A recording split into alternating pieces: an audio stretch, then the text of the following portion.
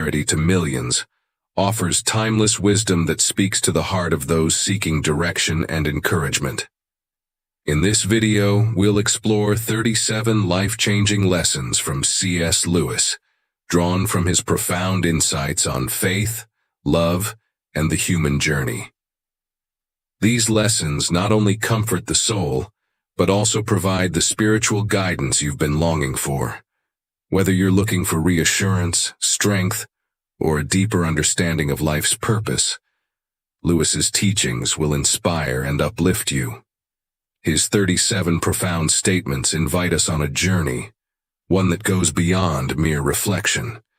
These phrases are keys, opening doors to deeper understanding, not only of the world around us, but also of our own souls. Through these concise yet deeply meaningful words, Lewis leads us into the heart of life's most fundamental questions. What do they reveal about the essence of truth, the fabric of morality, and the purpose of our existence? How do they challenge us to step beyond the surface of our thoughts and beliefs, encouraging us to dig into the depths of our spiritual and intellectual life? In this exploration, we'll not only examine the power of Lewis's insights, but also uncover timeless truths that resonate with our faith and our ongoing quest to connect with God. These are not just abstract ideas, they are universal lessons that guide us, offering light and wisdom in a world often clouded by uncertainty. C.S. Lewis once said, 1. Everything changes. Nothing ever stays the same. A profound reflection on the very essence of time and its impact on our lives. This truth speaks to the core of our existence, where change is the only constant we can rely on. Whether it's the laws of nature or the ebb and flow of our daily lives, we are in a state of continuous transformation, both personally and in the world around us. From societal shifts to personal growth, we cannot escape the undeniable reality that everything is in motion. Yet, as Lewis astutely points out, isn't it funny how day by day, nothing changes, but when you look back, everything is different? This captures the subtlety of change, reminding us that the gradual nature of it often goes unnoticed. We get caught up in the small details, barely perceiving the shifts happening around us. But when we take a step back and reflect on the broader picture, we realize just how much has changed. This is a powerful invitation to embrace each moment, recognizing that even when change feels invisible, it is shaping us, guiding us, and leading us forward in our spiritual journey with God. 2. There are far better things ahead than any we leave behind. This timeless reflection from C.S. Lewis invites us to embrace the future with hope and faith, especially when faced with moments of loss or uncertainty. It reminds us that no matter what challenges or heartaches we may endure, God is preparing something greater just ahead.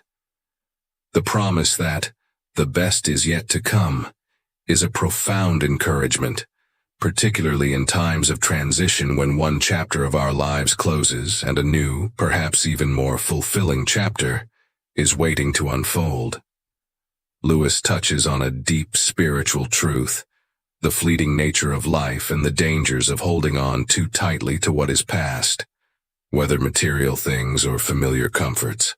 Clinging to the past can often prevent us from fully experiencing the new opportunities that God places before us. By releasing what no longer serves us, we open our hearts and minds to the limitless possibilities of the future, trusting in the divine plan that is unfolding.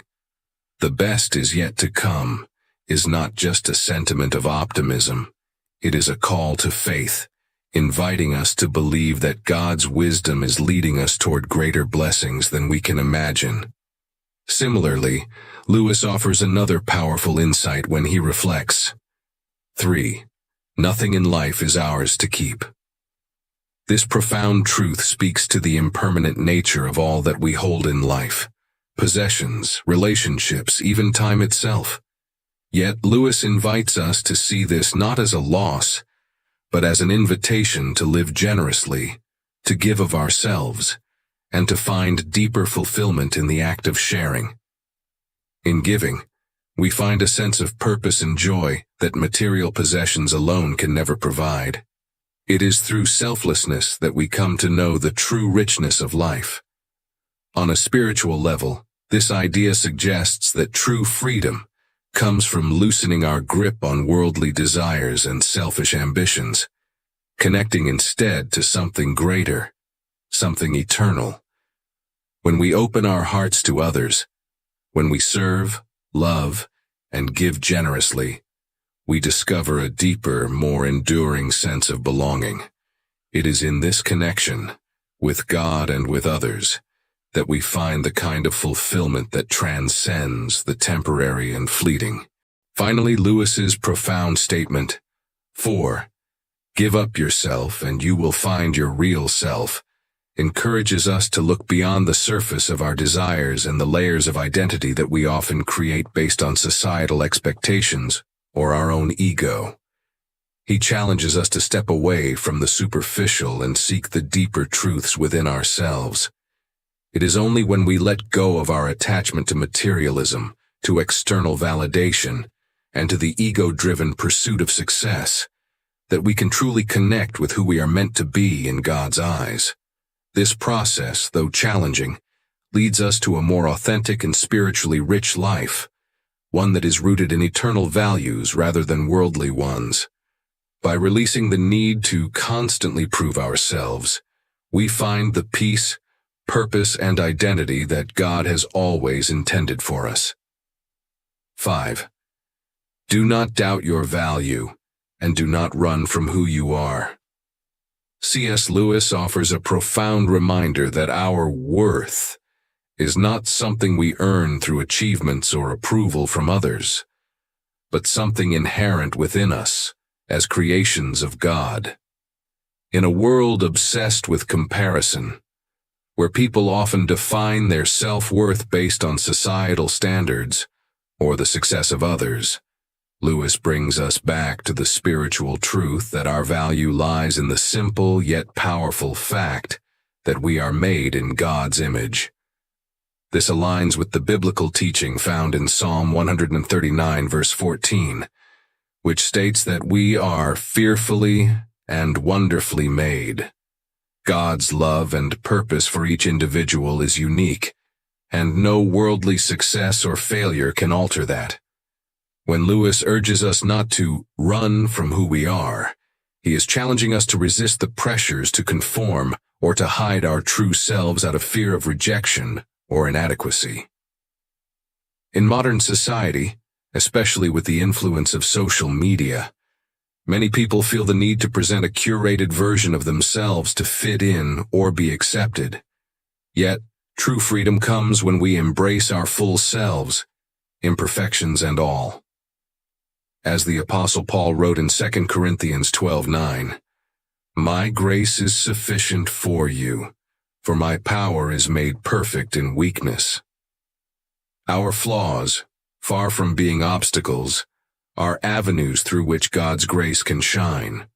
Additionally, Lewis's call for authenticity resonates with modern psychological principles of self-acceptance.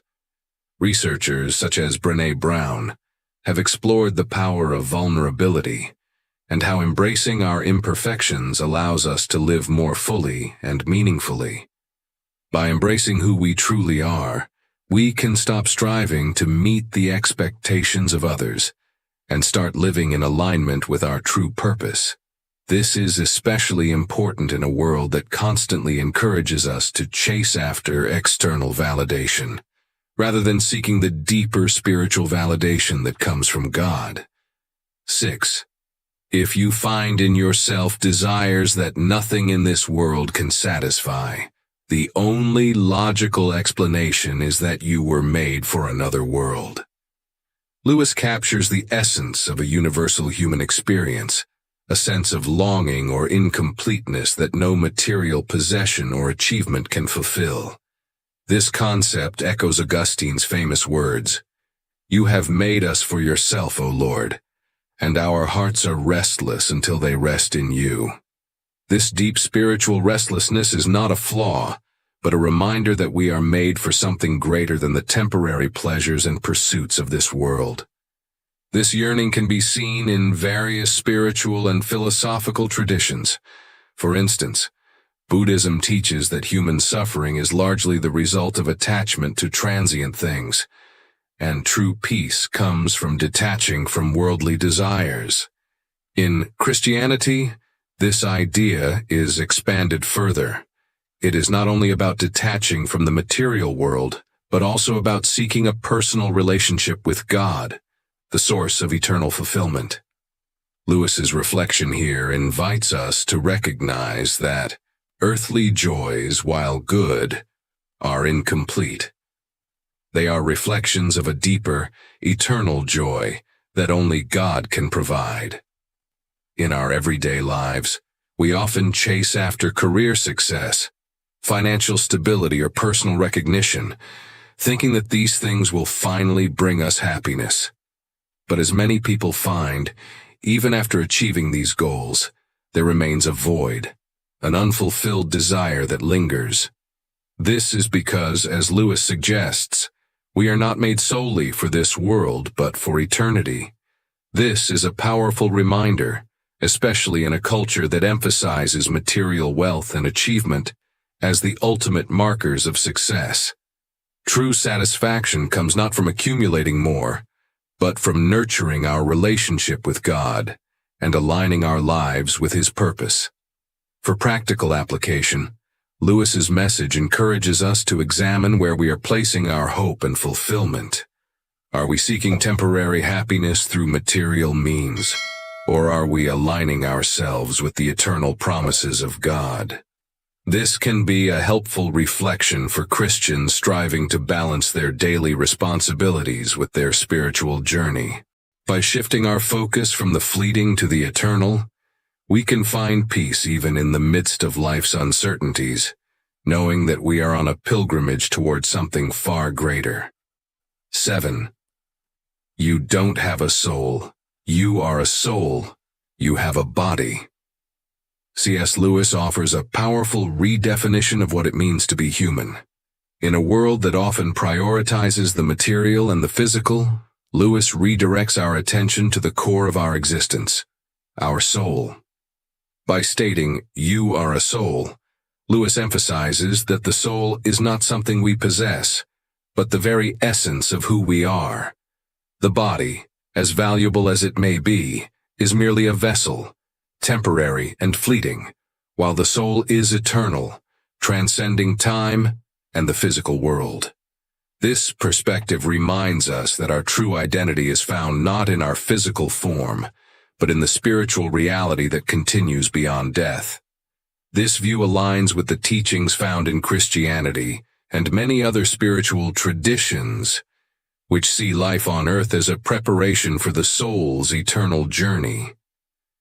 As Lewis eloquently expresses, each of you will still be alive after the dissolution of the physical universe. He invites us to reflect on the nature of our existence, not as limited by time and space, but as part of an everlasting spiritual reality. This reminder calls us to live with eternity in mind, recognizing that the choices we make and the way we nurture our souls have lasting, eternal consequences. In a world focused on the temporary, this truth is both sobering and freeing, encouraging us to focus on what truly matters. 8. Don't shine so others can see you. Shine so that through you others can see God. Lewis calls us to a higher purpose in how we live our lives. In a culture that often celebrates personal achievement and recognition, he urges us to shift our focus away from seeking personal glory. Instead, we are invited to live in a way that reflects something far greater, God's light and love. By allowing our lives to be a mirror of divine goodness, we become instruments through which others can glimpse God's grace, mercy, and truth. This call to humility is deeply rooted in Christian teaching. We are not here to elevate ourselves, but to point others toward the source of all goodness. Our actions, words, and even our very presence should inspire others to seek God, not for our own recognition, but for His glory. This perspective encourages a life of service, where we focus on helping others find their connection to God. It is a reminder that our true purpose lies not in being the center of attention, but in quietly and humbly leading others toward the light of the divine. In this, Lewis invites us to a life that transcends self-interest. It is a call to generosity, to live authentically, and to serve with a heart full of love, knowing that the greatest gift we can offer is to help others see God through the way we live. By letting go of the need to shine for ourselves, we allow the light of God to shine even brighter through us, touching the lives of those around us in profound, transformative ways. 9. Hardships often prepare ordinary people for an extraordinary destiny.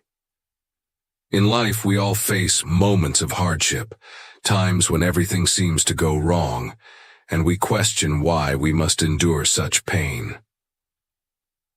C.S. Lewis offers us a powerful reminder that these trials are not just random difficulties, but essential parts of God's plan to help us grow.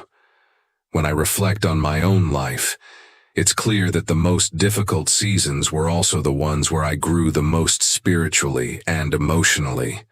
The obstacles we encounter, though painful, have a way of refining us, stripping away our insecurities and teaching us to lean on God's strength, not our own. What Lewis is pointing to is a truth that resonates across many religious and philosophical traditions. In Buddhism, for example, suffering is seen as a teacher, guiding us toward enlightenment by helping us let go of attachment to worldly desires. Similarly, in Christianity, hardships are seen as opportunities to draw closer to God, building resilience, humility, and compassion. Every trial, no matter how difficult, holds a lesson that prepares us for something greater, something beyond what we can see in the present moment. In my own experience, and in observing the lives of others, I've seen that the moments when we feel most lost or defeated are often the times when God is doing His most profound work in us. The delays and difficulties we face are not signs of failure, but rather part of the preparation for something extraordinary. Lewis's words, "God does not make us wait unless there is a good reason," remind us that waiting is not wasted time. It's during these periods of waiting that God shapes our character, deepens our faith, and equips us for the extraordinary purpose He has prepared for us. 10. Experience is the most brutal of teachers. When we think about the lessons life teaches us, it's easy to see how the most profound ones often come through failure and hardship. Unlike the gentle learning we experience in a classroom, real-life lessons are often brutal. They come through loss, rejection, and disappointment. But these are also the lessons that stay with us the longest. I remember failing at something I cared deeply about, and at the time, it felt like the end of the world. Yet looking back, I realized that failure taught me resilience, patience, and a deeper reliance on God. Lewis's observation that experience is the most brutal of teachers, but you learn, is something we all come to understand as we navigate life. It's through our most painful moments that we grow the most. Success may be enjoyable, but it doesn't teach us nearly as much as failure does. The harshness of life's lessons is what engraves them into our hearts, shaping us into wiser, more compassionate individuals. And while we may not appreciate the lesson in the moment, we later recognize its invaluable role in preparing us for the path God has set before us. 11. Every failure is a signpost on the journey toward success.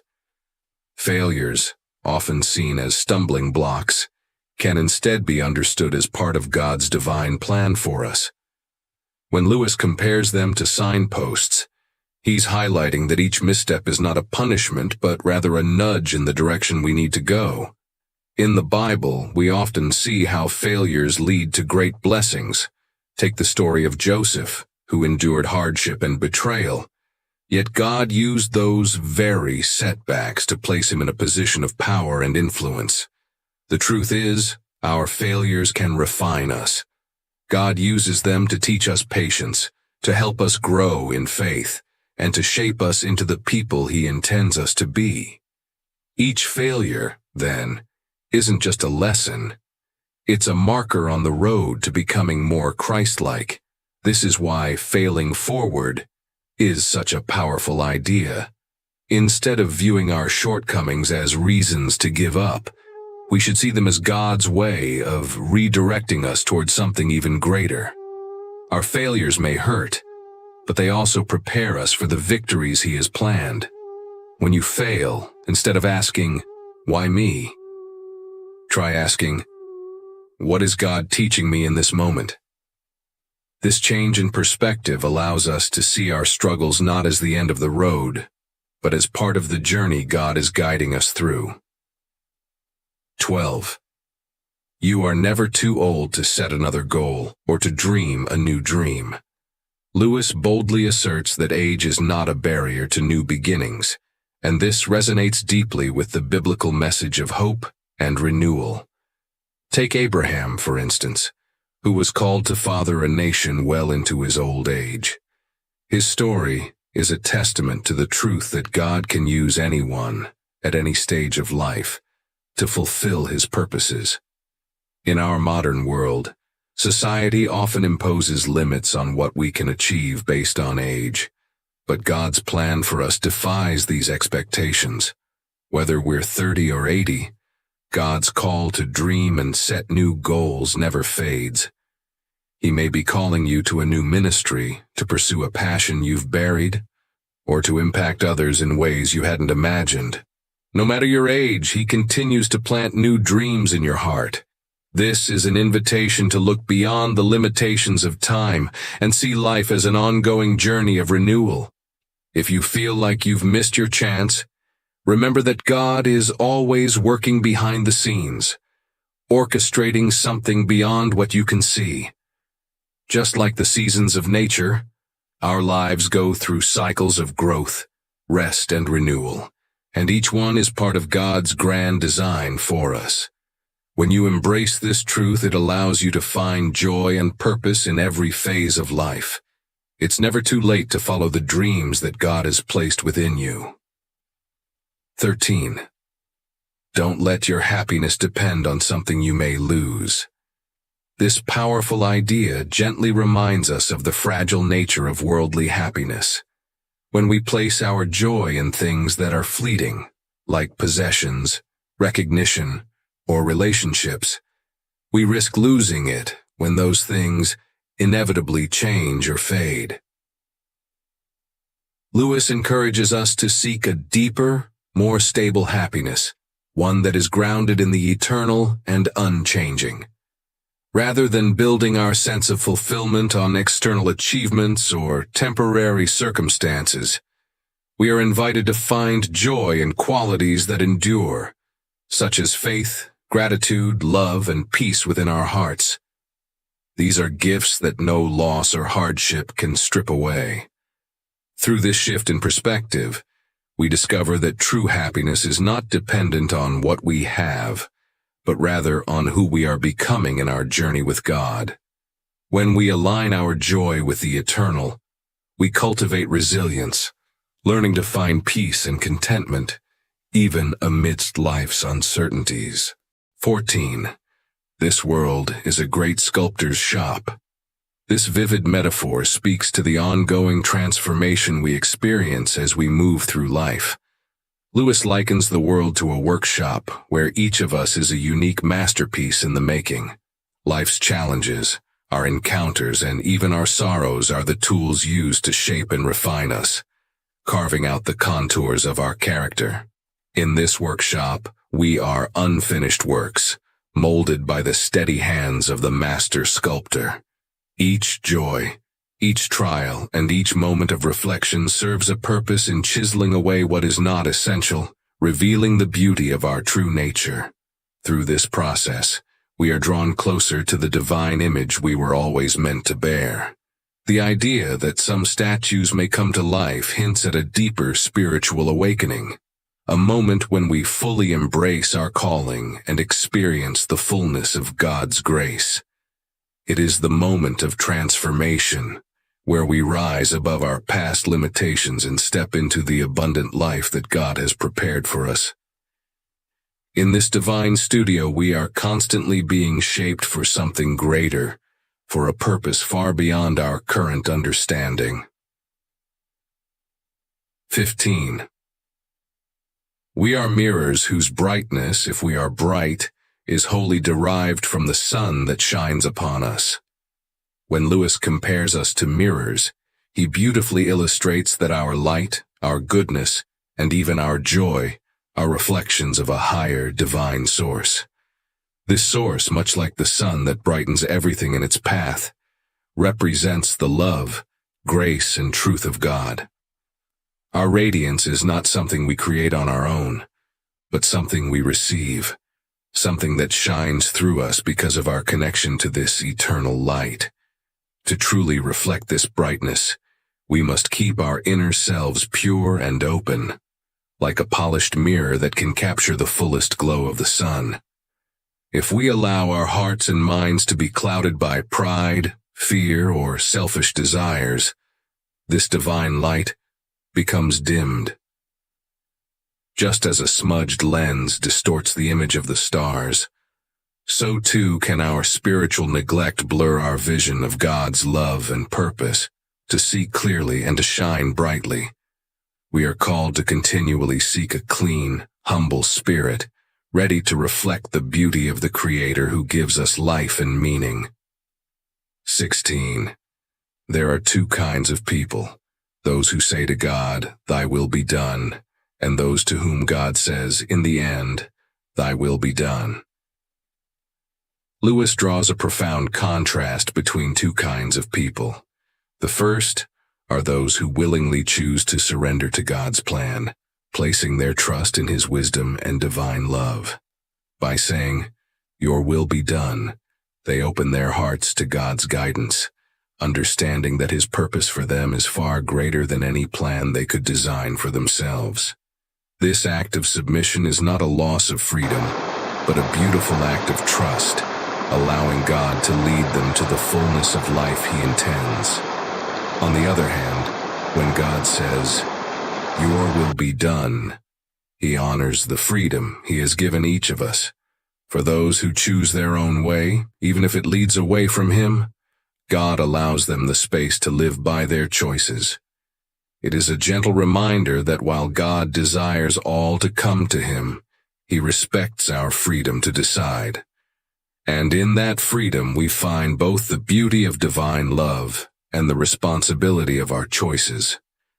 In either case, we are reminded that our path is shaped by our willingness to align with God's will, or to walk our own way.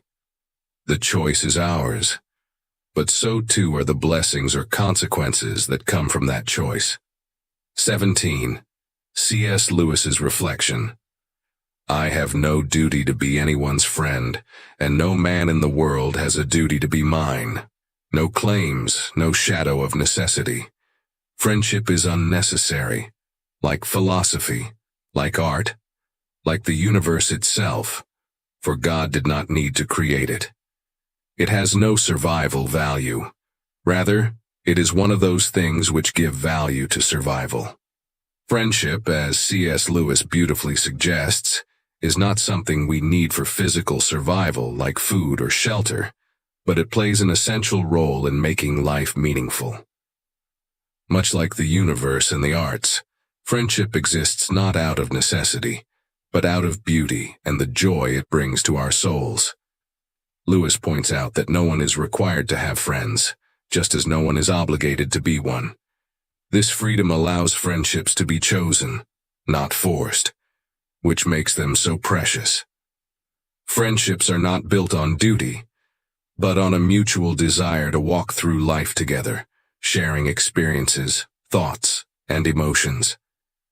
In this way, friendship mirrors the love of God, freely given, unearned, and deeply fulfilling. It is a bond that brings authenticity and joy, filling our days with meaning beyond mere existence. When we reflect on the creation of the universe, we see that God did not create out of necessity, but out of love and creativity. Similarly, friendships are not necessary for survival, but they add layers of richness to our lives. They inspire us, uplift us, and remind us of the beauty of human connection. Friendship, like God's grace, is a gift that enhances our journey, bringing light and warmth to our hearts, making life not only bearable, but deeply fulfilling. So, true friendship, like God's love, enriches our lives beyond measure. 18. You will never make a good impression on other people until you stop thinking about what sort of impression you are making. Lewis offers a profound insight into human relationships, reminding us that true connection is found not in trying to manage how others perceive us, but in embracing who we are with honesty and humility. The more we focus on shaping our image, the harder it becomes to connect with others in a meaningful way. When we let go of the pressure to impress and simply live authentically, we invite deeper, more genuine relationships. Authenticity brings vulnerability and openness, qualities that mirror the way God desires for us to approach Him. Just as God calls us to come as we are, unguarded and sincere, we are called to approach others with the same honesty. In doing so, we find that true influence comes not from trying to control how we are seen, but from being fully present and real in our interactions. Lewis gently reminds us that when we stop worrying about how we appear to others, we free ourselves to listen, engage, and love more deeply. Authenticity fosters trust and creates space for relationships that are far richer and more lasting than any persona we could try to construct. In this way, our presence, grounded in truth, becomes far more impactful than any effort to impress. Authenticity creates connections that far outweigh any attempt to impress. 19. To love at all is to be vulnerable. Embracing love means accepting the beauty and risk of vulnerability. When we open ourselves to love, whether for people, animals, or causes, there is always a potential for pain. But C.S. Lewis suggests that without this openness, we miss out on one of the most beautiful gifts God offers, the ability to deeply connect and care. Love, in its truest form, mirrors God's unconditional love for us, which is freely given despite the risks of rejection or sorrow. By isolating ourselves, we may avoid heartache, but we also lose the profound joy that only love can bring. In the Christian faith, we see Jesus' example of boundless love, a love that embraced suffering to bring redemption. This reflects the paradox that Lewis mentions. When we try to protect our hearts from pain by building walls around them, we also block out the potential for love to enrich our lives. A heart kept from love grows cold and detached, losing the ability to feel compassion, joy, or connection. Only by being open to vulnerability can we experience love in its fullest sense. Through this, we not only experience human connection, but we also grow closer to understanding the nature of God's love for us, a love that transforms and uplifts. 20. What draws people to be friends is that they see the same truth.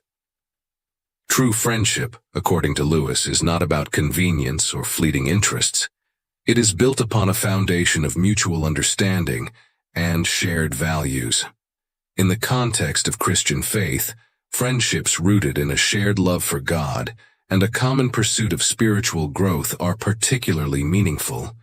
These relationships reflect a deeper bond, as both individuals journey together through life, grounded in truths that transcend the material world.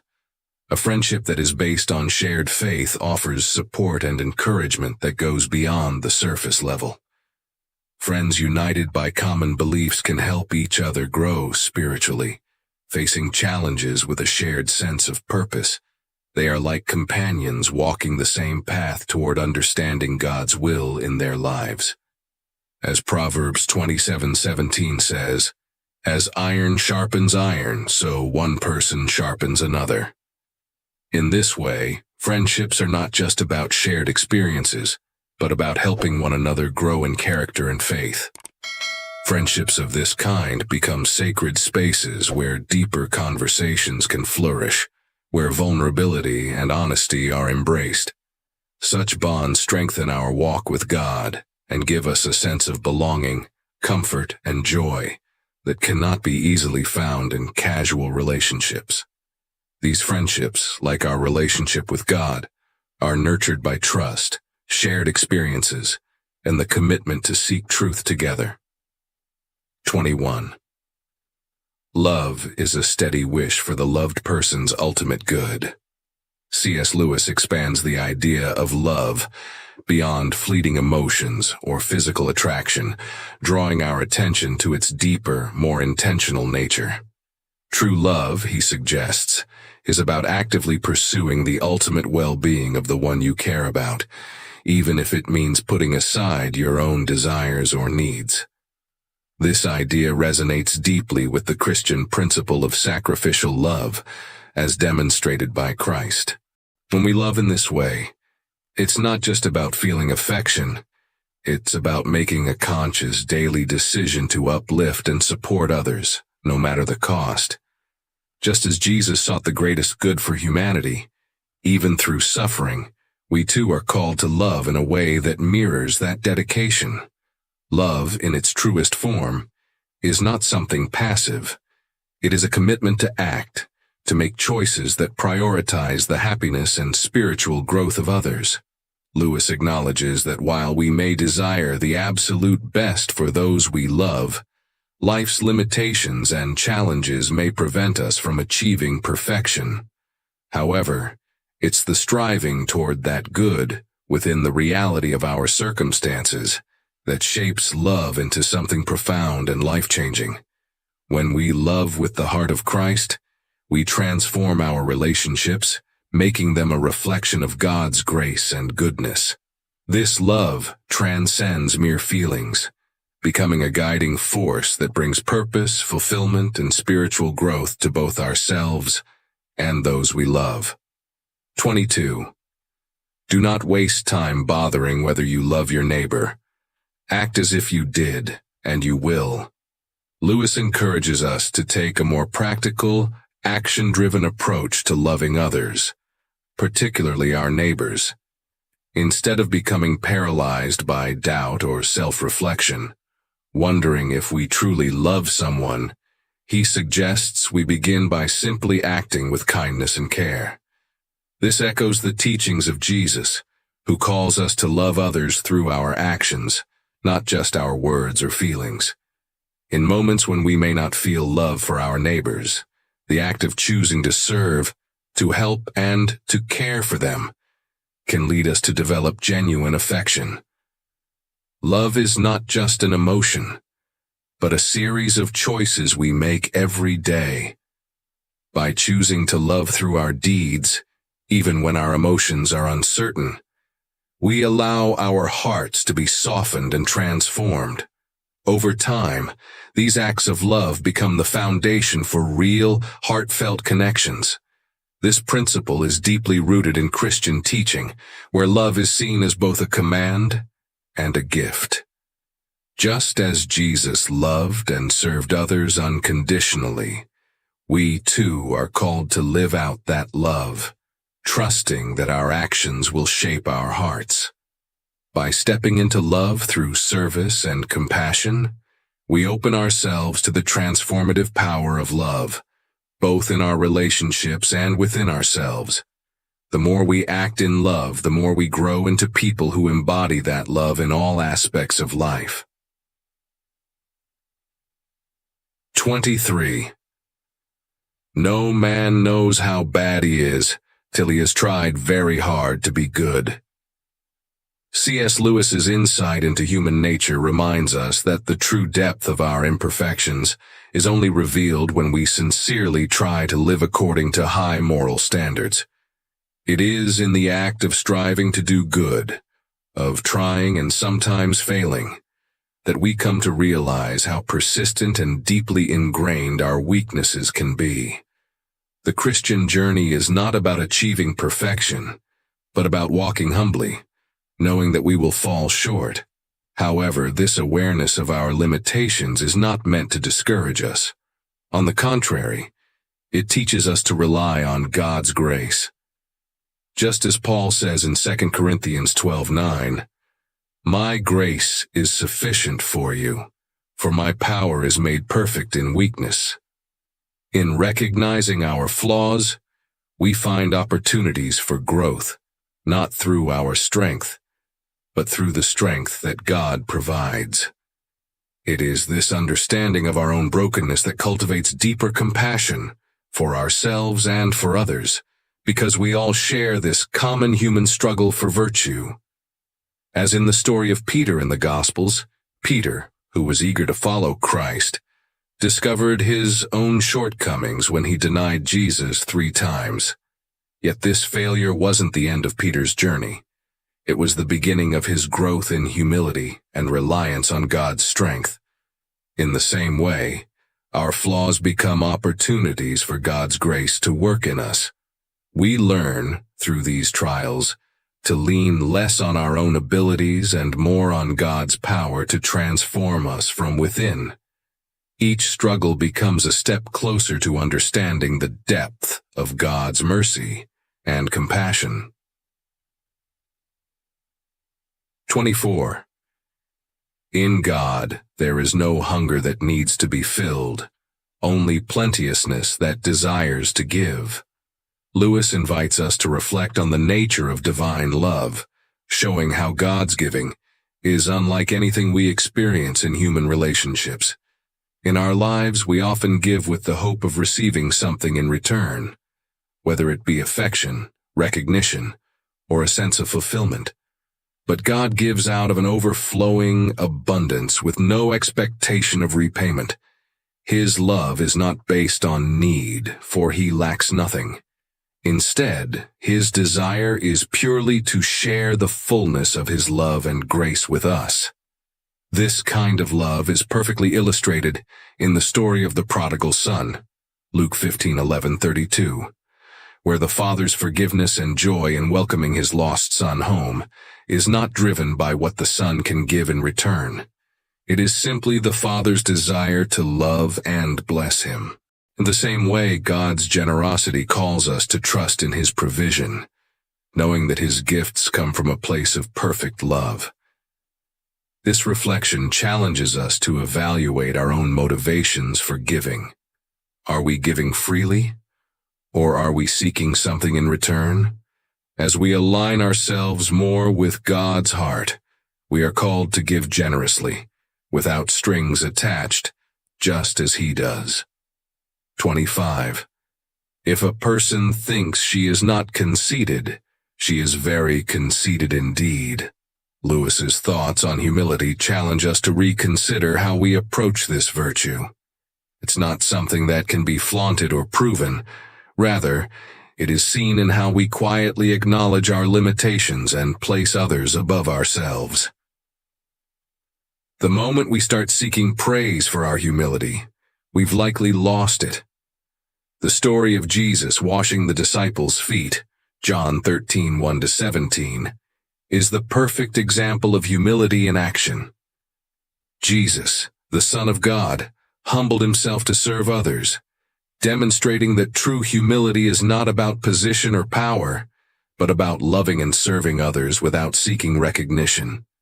In the Christian context, humility is closely tied to our relationship with God. By recognizing our dependence on him, we stop striving to prove ourselves to others. Instead, we are free to live sincerely, allowing our actions to reflect Christ's humility. It is through these quiet acts of service and love that we demonstrate real humility, when we stop seeking acknowledgement and simply live in the light of God's grace. 26. Pride is spiritual cancer. Lewis's portrayal of pride as a spiritual sickness strikes at the heart of what it means to disconnect from God. Pride is not just about thinking highly of ourselves. It's about focusing so much on our own desires, status, and achievements that we lose sight of others, and ultimately, of God. It's the sin that led to the fall of Lucifer, who chose to elevate himself above God. Isaiah 14:12-15. Jesus' parable of the Pharisee and the tax collector, Luke 18:9-14, illustrates how pride distorts our view of others and of God. The Pharisee, filled with self-righteous pride, looked down on others, while the humble tax collector sought mercy, knowing his own unworthiness. Pride keeps us looking down, unable to see God's higher calling for our lives. To overcome pride, we must learn to look up, acknowledging that everything we have comes from God. Only then can we truly open our hearts to His love and experience the fullness of life that He desires for us. Humility allows us to break free from the chains of pride and walk in the light of God's grace, leading to deeper joy, love, and spiritual growth. 27. Only the pure in heart want to see God. C.S. Lewis captures a profound spiritual truth in this statement, highlighting the connection between purity of heart and the desire to know God. Those who are pure in heart, free from selfish motives, deceit, and pride, naturally long to draw closer to the divine. Their hearts are aligned with goodness and truth, making them open and receptive to God's presence. This purity is not simply about being morally good. It's about having a clear and sincere desire to seek what is right, without the distractions of worldly passions or selfish ambitions. Lewis emphasizes that only when the heart is purified from pride and self-interest can it genuinely yearn to know God. This journey towards God begins with inner cleansing, removing anything that blocks our spiritual vision. Just as the Beatitudes in Matthew 5:8 remind us, "Blessed are the pure in heart, for they shall see God." This purity of heart brings clarity, allowing us to perceive and experience God more fully in our lives. 28. Human history is the long, terrible story of man trying to find something other than God which will make him happy. Lewis's reflection on humanity's pursuit of happiness apart from God speaks volumes about the futility of seeking fulfillment through material means. Throughout history, people have chased wealth, power, pleasure, and status, only to find themselves unsatisfied and longing for more. Lewis points out that true happiness is not found in temporary things, but in a deep, abiding relationship with God. He reminds us that no matter how much we accumulate or achieve in this world, there is an emptiness that only God can fill.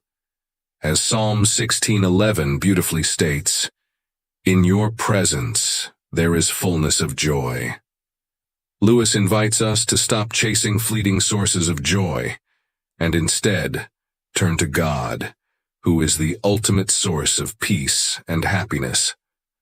The tragedies of history, wars, greed, and oppression, are, in Lewis's view, a testament to humanity's relentless but misguided search for fulfillment. Only by seeking God can we find the lasting joy our hearts truly crave. 29. Forgiving does not mean excusing. In this statement, Lewis makes an important distinction between forgiveness and excusing. He reminds us that forgiving someone does not mean that we are minimizing the hurt they caused. or pretending that their actions were justified. Instead, forgiveness is about letting go of the desire for revenge or holding on to resentment, while still acknowledging the wrong that was done. True forgiveness is an act of grace. It involves releasing the burden of anger and bitterness, but it doesn't require us to excuse or forget the offense. In fact, by acknowledging the seriousness of the wrong, we can offer forgiveness with integrity. As Ephesians 4:32 teaches us, be kind and compassionate to one another, forgiving each other, just as in Christ God forgave you. Forgiveness heals our hearts, allowing us to move forward without being weighed down by the past, while still holding on to the truth of what happened. 30. Thirst was made for water, inquiry for truth. Lewis's analogy between thirst and the search for truth is a beautiful reminder of our innate desire to understand and know. Just as our bodies cannot survive without water, our spirits crave truth to nourish our souls. This natural drive for understanding and clarity is what leads us to explore, question, and seek deeper meaning in life.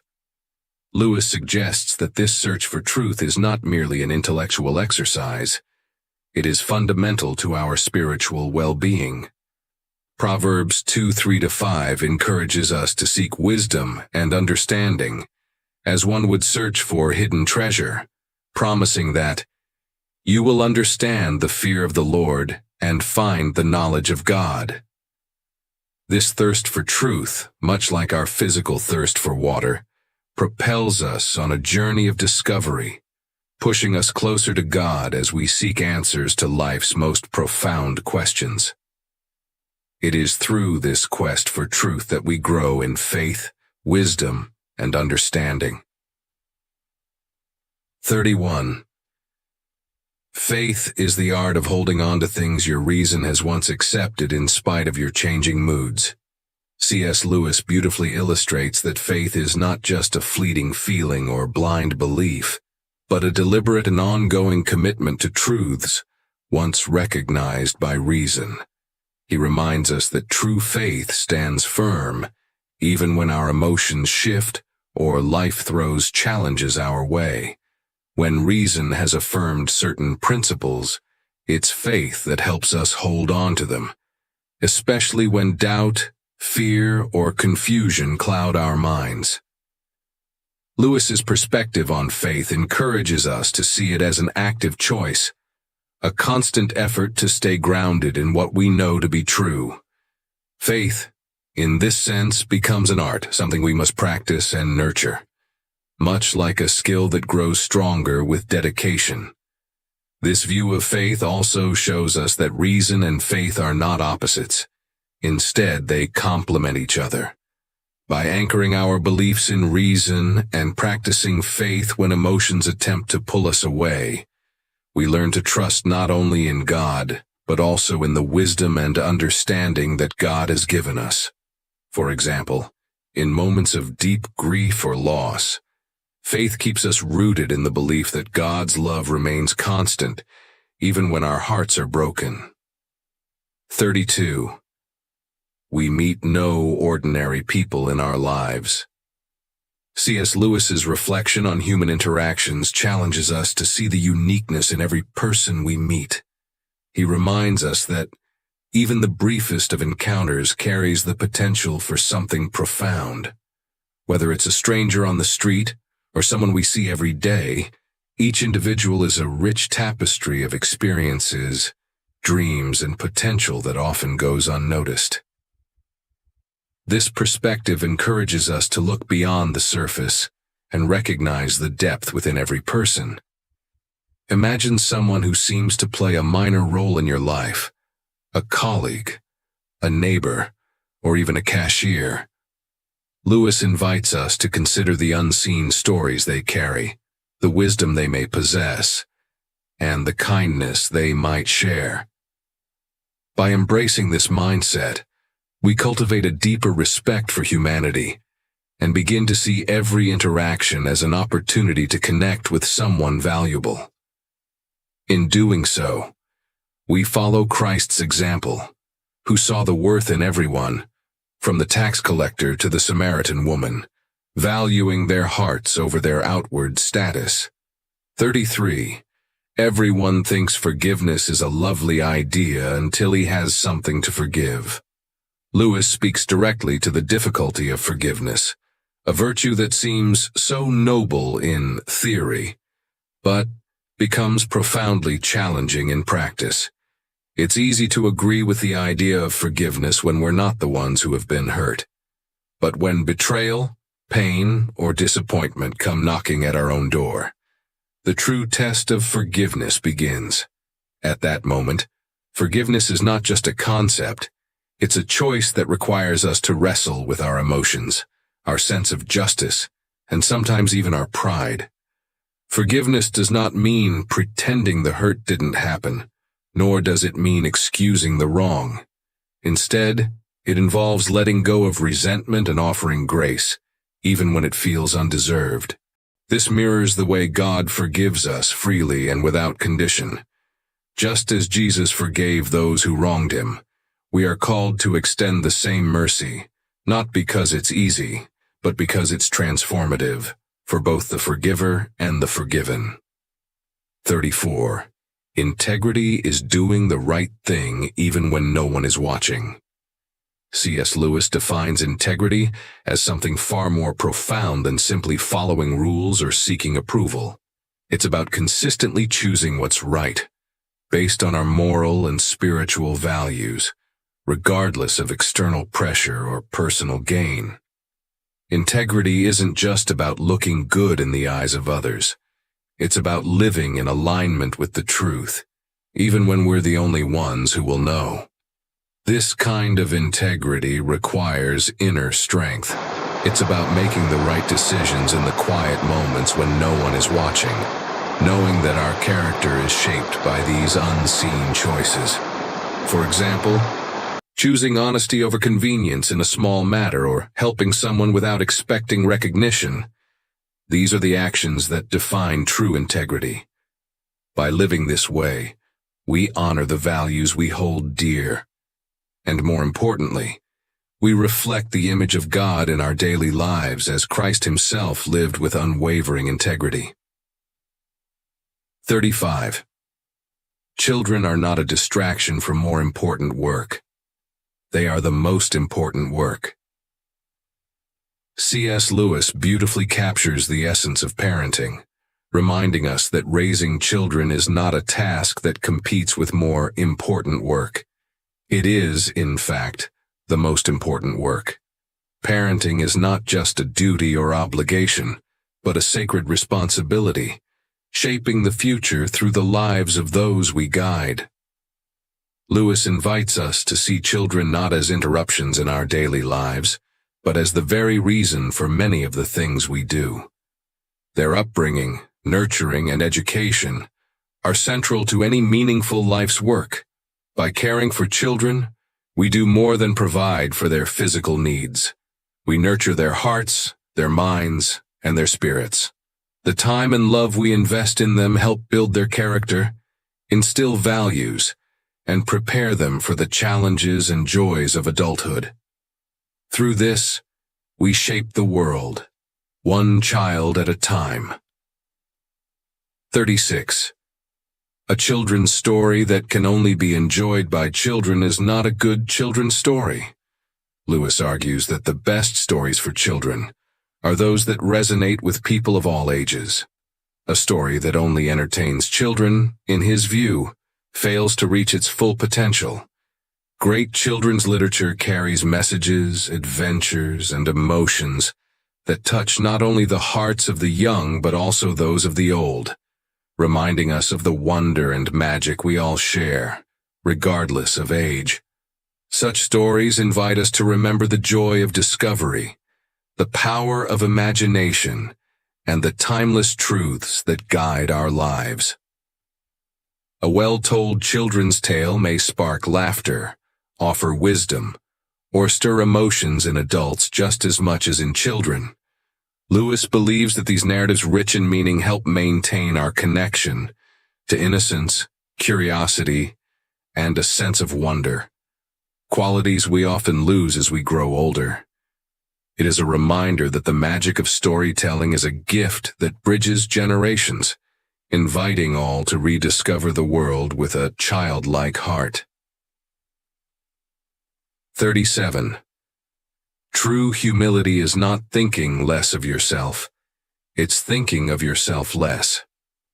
Lewis presents a refreshing view of humility, reminding us that it is not about thinking less of ourselves, but about thinking less about ourselves. Genuine humility isn't self-deprecation, nor is it about downplaying our gifts. Rather, it's about shifting our focus outward, placing the needs and well-being of others at the forefront of our hearts. This form of humility fosters kindness, compassion, and a spirit of service. It is about recognizing our own worth while understanding that true greatness lies in how we elevate those around us. Humility invites us to serve without seeking recognition, to give without expecting something in return. It is in this act of selflessness that we discover a deeper connection to the people around us and to the values we hold dear. Lewis gently reminds us that humility is not about losing ourselves, but about finding a richer, more generous way to live. 37. C.S. Lewis's reflections offer a profound and inspiring mosaic of wisdom, touching on the deeper elements of human existence, faith, morality, and the complexities of life. Each quote presents a window into the core values that shape our journey, whether it's our personal growth, our relationships with others, or our walk with God. These reflections invite us not only to ponder life's greatest questions, but to look inward, seeking truth, and striving for genuine transformation. One key takeaway from Lewis's thoughts is the significance of living with authenticity, integrity, and a deep connection to what is true. He calls us to move beyond surface appearances, to seek the real meaning beneath life's complexities, and to pursue a deeper understanding of ourselves and the world. This journey towards wisdom is not about accumulating knowledge for its own sake, but about cultivating a spirit of reflection that leads to a fuller, more meaningful existence. Lewis also shines a light on the virtues that enrich our lives: empathy, love, humility, and forgiveness. He reminds us that these virtues are not just ideals to admire from a distance, but daily practices that transform how we live, interact, and care for those around us. By nurturing compassion and gratitude, we grow into more complete, fulfilled individuals, capable of spreading love and kindness in a world that deeply needs it. A recurring theme throughout his reflections is that true happiness and fulfillment cannot be found in material achievements or external success. Instead, lasting joy arises from our connection with God, the nurturing of meaningful relationships, and a life of service to others. Lewis invites us to reconsider what we value most and encourages us to shift our focus from worldly pursuits to spiritual and relational riches. Ultimately, C.S. Lewis reminds us that life is a continuous adventure, a quest for meaning, purpose, and transcendence. His words challenge us to face life's uncertainties with courage and resilience, to trust in God's guiding hand, and to actively seek out truth, goodness, and beauty in the world around us. In this way, we are not only shaped by life's journey, but are also called to help shape the world with love, hope, and faith.